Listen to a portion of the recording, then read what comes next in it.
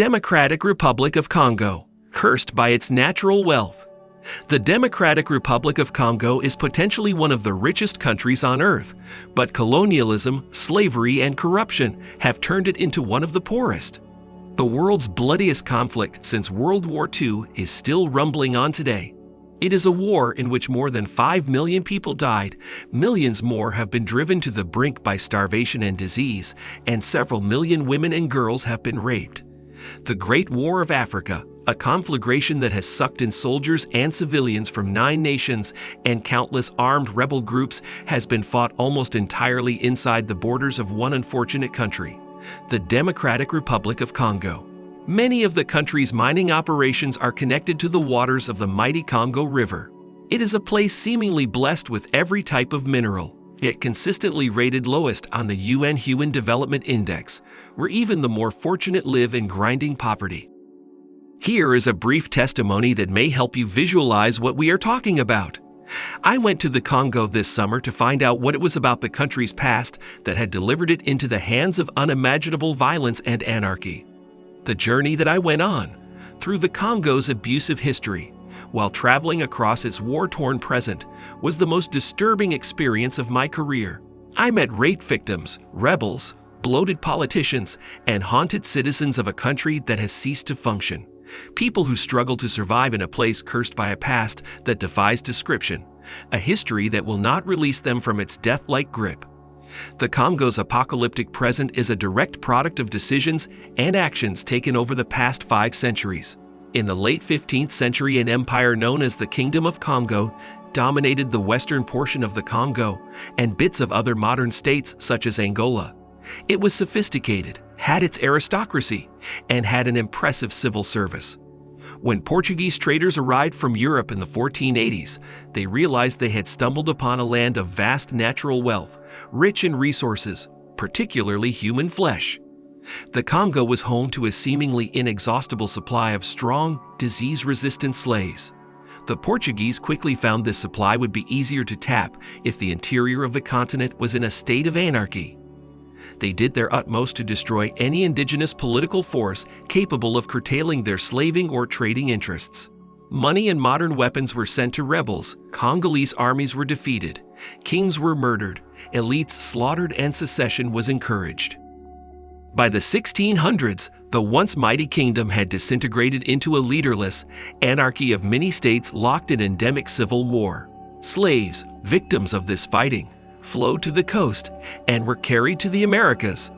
About 4 million people were forcibly embarked at the mouth of the Congo River. English ships were at the heart of the trade. British cities and merchants grew rich on the back of Congolese resources they would never see. This first engagement with Europeans set the tone for the rest of the Congo's history. Development has been stifled, the government has been weak, and the rule of law non-existent. This was not through any innate fault of the Congolese, but because it has been in the interests of the powerful to destroy, suppress, and prevent any strong, stable, legitimate government that would interfere, as the Congolese had threatened to interfere before, with the easy extraction of the nation's resources. The Congo has been utterly cursed by its natural wealth. The Congo is a massive country, the size of Western Europe. Stanley's expeditions opened up the Congo for exploitation by King Leopold. Limitless water from the world's second-largest river, the Congo, a benign climate, and rich soil make it fertile.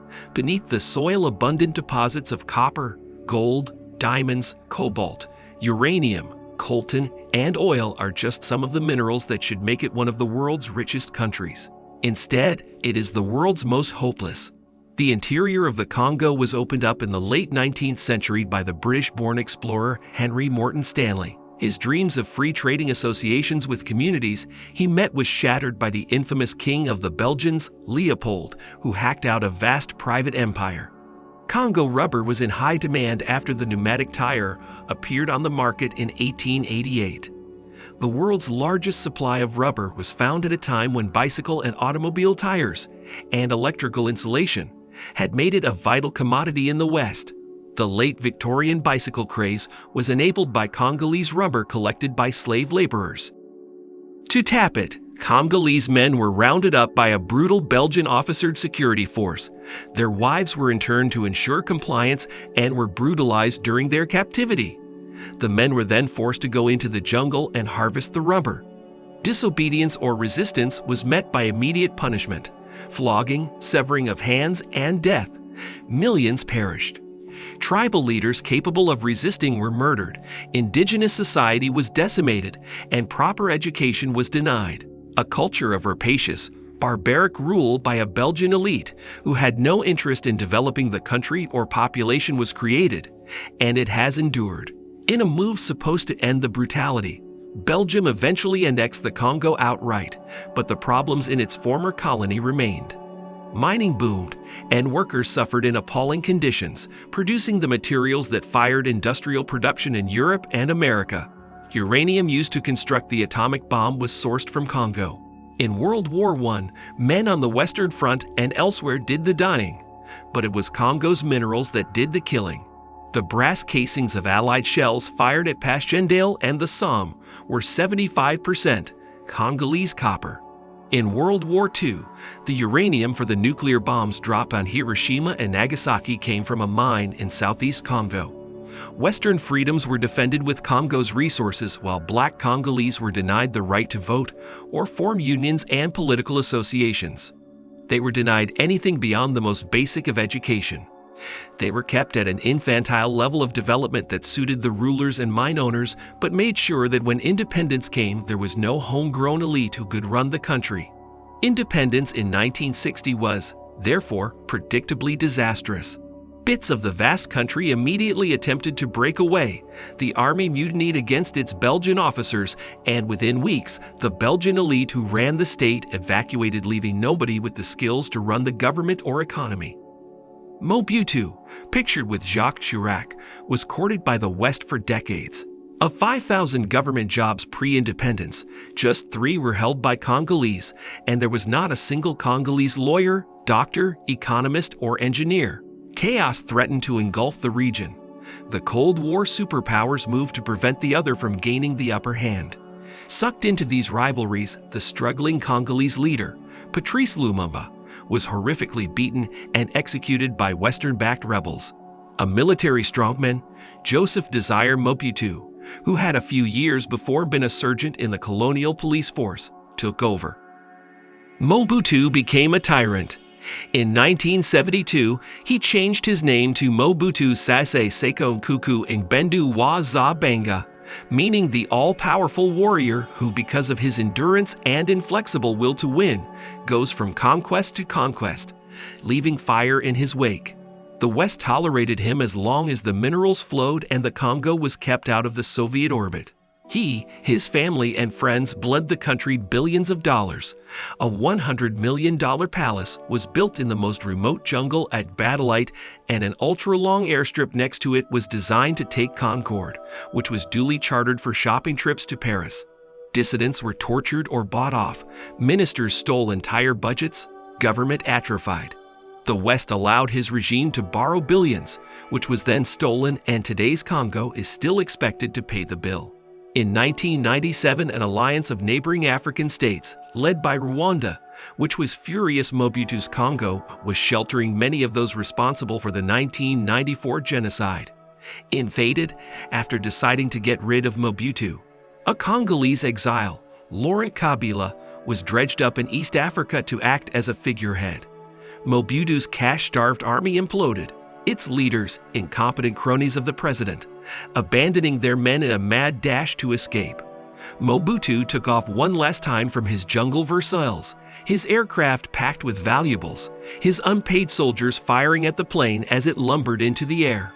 Rwanda had effectively conquered its titanic neighbor with spectacular ease. Once installed, however, Kabila, Rwanda's puppet, refused to do as he was told.